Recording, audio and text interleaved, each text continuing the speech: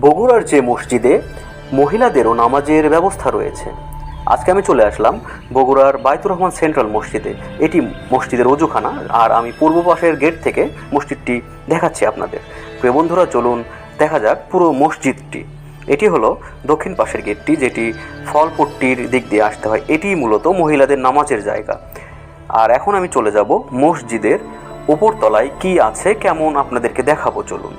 ওপর থেকে সবুজ প্রকৃতি দেখলাম পুরো শহরের।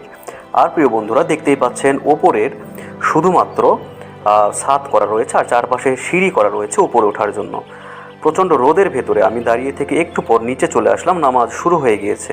দেখতেই পাচ্ছেন নামাজ শেষে সকল মুসল্লি বের হয়ে যাচ্ছে ধীরে ধীরে। আবার অনেকেই কিন্তু এখানে নামাজের পরে মোনাজাতের জন্য অপেক্ষা করছে। সবাই মোনাজাত করার পরে একসাথে সবাই বের হবে। অনেকেই আবার বিশ্রাম